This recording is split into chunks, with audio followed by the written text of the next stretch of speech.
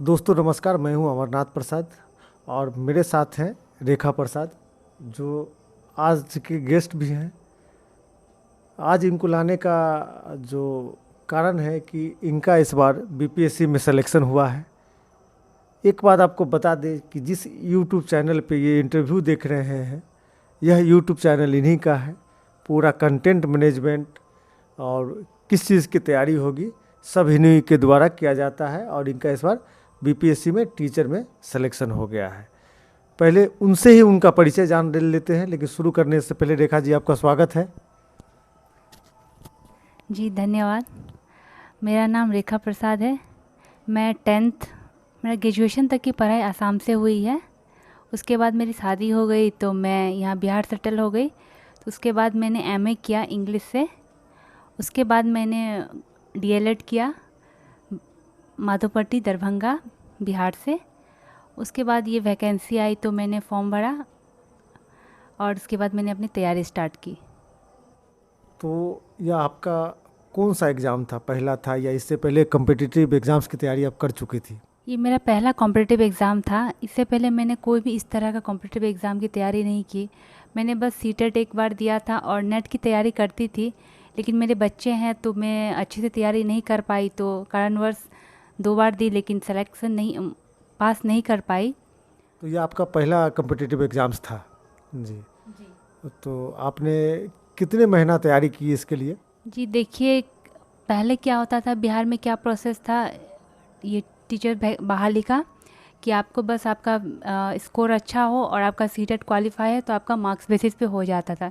क्योंकि मेरा मार्क्स अच्छा था, ठीक ठाक था, सीटेट में भी अच्छे खासे नंबर थे, मार्क्स थे, तो मुझे लगा था मेरा तो हो जाना है। तो मैं उतना फिक्र नहीं करती थी, ना ही कुछ की तैयारी करती थी, क्योंकि बच्चे अब उतना लोड लेके हो नहीं पाता था कुछ। लेकिन अप्रैल में 2023 में अचानक से न्यूज़ में देखती हूँ कि अब ऐसे नहीं किया जाएगा, अब है कि एग्ज़ाम लिया जाएगी बीपीएससी के द्वारा।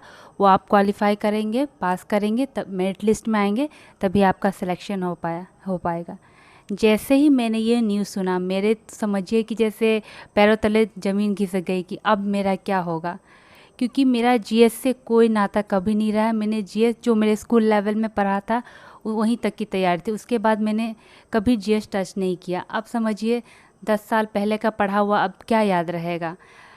मतलब कुछ भी तैयारी नहीं थी, तो मैंने एकदम, मतलब मैं सोच लेती हूँ मुझे करना है तो करना है। मैंने बस ठान लिया था कुछ भी हो जाए मुझे सिलेक्शन लेना है, चाहे मुझे मतलब कोई भी स्थिति हो, कोई भी स्थिति में मुझे पढ़ना है। तो मैं उसी दिन से, मैंने ये नहीं इंतज़ार किया कि नोटिफिकेशन आएगा तब मैं स्टार्ट करूँगी या फिर सिलेबस आएगा। जीएस मतलब क्या, आपका जनरल जीएस होता है वही। मैंने तभी से, उसी दिन से मैंने सबसे पहले तो लूसेंट उठाया और पढ़ना स्टार्ट कर दिया, तभी से। प्रतिदिन कितना घंटा पढ़ती थी? जी मेरा टारगेट तो रहता था 8 to 10 आवर्स डेली, लेकिन बच्चे हैं मेरे तो कभी पूरा नहीं हो पाता था, कभी ज़्यादा भी पढ़ लेती थी, लेकिन फिर भी 8 आवर्स से मिनिमम तो कभी नहीं, मिनिमम 8 आवर्स तो मेरा रहता ही था टारगेट, कैसे भी हो किसी हाल में मुझे मतलब पूरा करना ही रहता था। 8 आवर्स तो मिनिमम था ही, उससे कम तो नहीं। ज़्यादा आप बोल सकते हैं लेकिन 8 आवर्स से कम नहीं। इस चैनल पे जो लोग देख रहे हैं उसमें ज़्यादातर ऐसे लोग हैं जो दरोगा की तैयारी करते हैं। तो तैयारी किसी भी कम्पिटिटिव एग्ज़ाम्स की हो, उसमें रणनीति बहुत महत्वपूर्ण रहता है कि सलेबस आपका क्या है और उसका पैटर्न क्या है, उसके अनुसार पढ़े। तो आपकी रणनीति क्या रही है और दरोगा परीक्षा जो दे रहे हैं उनकी रणनीति क्या होनी चाहिए? आप तो मतलब ये चैनल चलाते हैं तो कंटेंट मैनेजमेंट आपका रहता है, सिलेबस पे तो आइडिया होगा आपको। आपने भले तैयारी नहीं की थी लेकिन आप चलाते हैं तो पूरा सिलेबस पे तो आपको कमांड है। तो किस तरह से आपने किया और दरोगा परीक्षा की जो तैयारी कर रहे हैं उनको किस तरह से अपना जो अपनी रणनीति बनानी चाहिए? देखिए, भले मैंने तैयारी नहीं की हो, लेकिन मेरे घर का एनवायरनमेंट ऐसा है और माहौल ऐसा है, और मेरे यहाँ ऑफलाइन कोचिंग भी चलता है, तो मैं जानती हूँ कि मतलब ऑल ओवर क्या किया जाता है। अब जैसे देखिए, सिलेबस नहीं आया था लेकिन मैं जानती हूँ जीएस आएगा, और जीएस में मॉडर्न हिस्ट्री बहुत ही इंपॉर्टेंट होता है। तो मैंने वहाँ से पहले स्टार्ट कर दिया कि सबसे पहले मुझे मॉडर्न हिस्ट्री कंप्लीट करना है जब तक सिलेबस नहीं आता। ठीक है, तो मैंने सबसे पहले मॉडर्न हिस्ट्री टच किया। फिर मैथ्स भी, जो जनरल मैथ्स होता है, जैसे प्रॉफिट एंड लॉस होते हैं, आपका रेशियो होता है, परसेंटेज हो, जो मोस्ट कॉमन टॉपिक है, जो ज़्यादातर कॉम्पिटिटिव जो जनरल सिलेबस सा होता है वो सब मैंने पहले टच किया कि उसे मगअप कर लेती हूँ, ठीक है। उसके बाद जब सिलेबस आया तो उस हिसाब से मैंने तैयारी शुरू की अपनी। अभी जो दरोगा की तैयारी कर रहे हैं उनको क्या करना चाहिए, एक आप मतलब बता सकती है? ये चैनल भी आपका है तो आप मतलब कंटेंट मैनेजमेंट करती है, सिलेबस देखती है, तो उनको सिलेबस के अनुसार क्या रणनीति होनी चाहिए उनके लिए? देखिए, बच्चों को क्या करना चाहिए, अब सबका अलग पढ़ने का तरीका होता है, लेकिन फिर भी जो एक लमसम होता है, बच्चों को एक साथ एक सब्जेक्ट नहीं, कम से कम 2 या 3 2 सब्जेक्ट ठीक रहता है, ठीक है। 2 सब्जेक्ट आप सेलेक्ट कीजिए और मतलब डेली उसे 2 से 3 घंटे पढ़िए। पहले उस सब्जेक्ट का वो टॉपिक निकाल के उसका कंटेंट पढ़िए, ठीक है। उसके बाद एमसीक्यूज़ उससे बेस्ड जो रिलेटेड एमसीक्यूज़ है वो कीजिए। उससे क्या होता है, जो आप कंटेंट पढ़े वो आपका पूरा क्लैरिफाई हो जाता है, आपकी क्लैरिटी आ जाती है कि क्या आप नॉलेज किया। आप चाहेंगे कि सिर्फ कंटेंट पढ़ के रिजल्ट हो जाएगा, कभी नहीं होगा। या फिर आप चाहे बहुत बच्चे हैं कि सिर्फ सेट्स लगाते, सिर्फ एमसीक्यूज़ लगाते, वो भी कभी नहीं होने वाला है। और एक बात, आप जो ये फिर पढ़े विद इन 1 वीक और 10 डेज़ के अंदर रिवाइज भी कर ले। इससे क्या होता है, कोई कोई बच्चे पढ़ते रहते फिर 3-4 बाद महीने फिर उठाते कि रिवाइज करते। ऐसे क्या होता है कि आप जो दोबारा रिवाइज करते हैं तो आपको एकदम नया सा फील होता है, अरे ये क्या क्या। बहुत टाइम लग जाता है फिर आपको याद करने में, रिकॉल करने में। और अगर कम समय में आप अगर इसे रिवाइज करेंगे तो जल्दी याद आ जाएगा, समय बचेगा और आसानी से याद हो जाता है, ठीक है। तो मतलब आप पहले वो टॉपिक निकालिए, उसे उसका कंटेंट पढ़िए और फिर उससे एमसीक्यूज़ कीजिए। ये मेरी रणनीति थी। अपने यहाँ जो तैयारी चलती है, लोगों को देखते हैं कि सिर्फ प्रैक्टिस सेट बना के चाहते हैं कि तैयारी हो जाए, जब तक कि कॉन्सेप्ट नहीं हो तैयारी हो ही नहीं सकती है। और आगे आपकी क्या रणनीति है, क्या आप करना चाहते हैं? आपने ठीक कहा, वो ज़माना गया एमसीक्यूज़ वाला कि सिर्फ एमसीक्यूज़ कर रहे हैं तो हो जाएगा, क्योंकि आजकल बहुत ही फैक्चुअल क्वेश्चन आने लगे हैं। जब तक आप एनसीईआरटी लाइन बाय लाइन नहीं पढ़ते, आप जो चाहिएगा रिजल्ट हो जाए, वो नामुमकिन है। आप जो चाहिए तुक्का मार के या फिर रिपीटेड क्वेश्चन जो आते हैं वैसा वाला, वो बहुत परसेंटेज है, मुश्किल से वैसा 5 या 10 क्वेश्चन आता है, कभी नहीं आता। आपका एकदम फैक्चुअल बेस ऐसे क्वेश्चन दे देंगे कि आपको मतलब एकदम आप डीप स्टडी करना है, किताब उठाना ही है। आप जो चाहिएगा सिर्फ एमसीक्यूज़ करके या फिर सिर्फ टेस्ट सीरीज से आप 2000, 5000, 10,000 भी मॉक टेस्ट दे, जब तक आप कंसेप्ट नहीं क्लियर है आप कुछ नहीं कर पाइएगा, आपको करना ही होगा। हाँ, कंसेप्ट क्लियर एकदम बहुत ज़रूरी है आपका।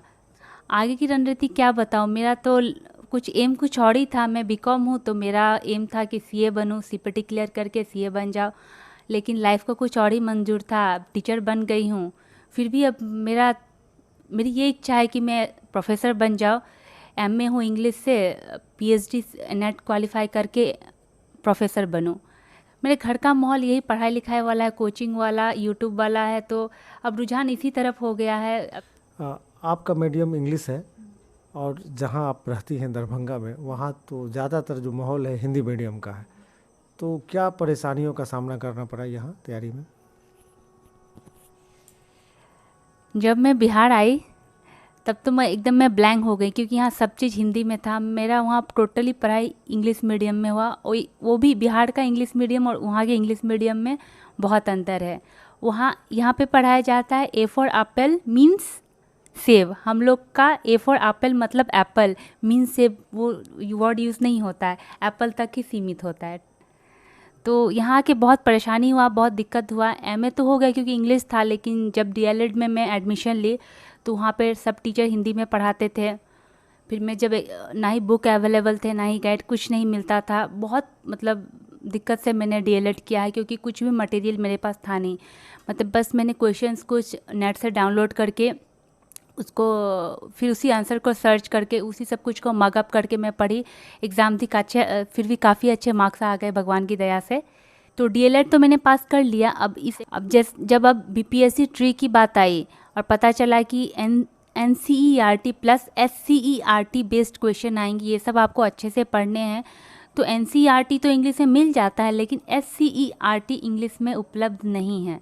तो इसमें भी काफ़ी दिक्कतों का सामना फेस करना पड़ा। मतलब बहुत मुश्किल से मैं समझ पाती थी उसे, हर एक वर्ड का मीनिंग सर्च करके समझ तो जाती हूँ, लेकिन फिर भी हर एक वर्ड श्योरिटी होना चाहिए, क्योंकि आप एक अनुमान लगाना अलग होता है, एक एकदम एग्जैक्ट कि हाँ इसका ये मीनिंग है, तो उसमें भी मुझे काफ़ी टाइम लगता था। हर एक वर्ड को आप ट्रांसलेट करो, उसको समझो, काफ़ी दिक्कतें हुई, लेकिन जो भी हो रिज़ल्ट अच्छा रहा, तो मैं खुश हूँ आज। अक्सर महिलाओं को परिवार में टाइम मैनेजमेंट में दिक्कत होती है, तो आपने टाइम मैनेजमेंट किस तरह से किया? टाइम मैनेजमेंट में तो बहुत ही प्रॉब्लम रहा, मतलब समझिए कि टाइम था ही नहीं मेरे पास, मतलब पूरे प्रॉब्लम्स के बीच में घिरी हुई थी।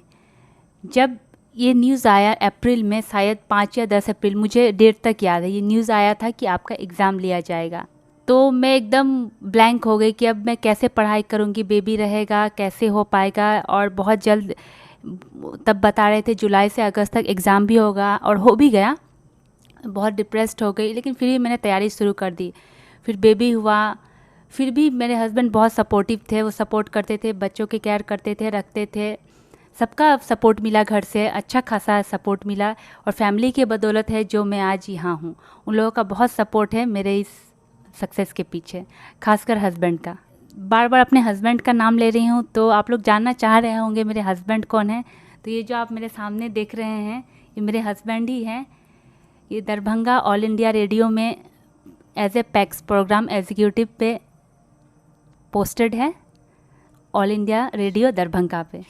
आप लोग भी तैयारी कीजिए और सफलता प्राप्त कीजिए। चलिए, बहुत बहुत धन्यवाद।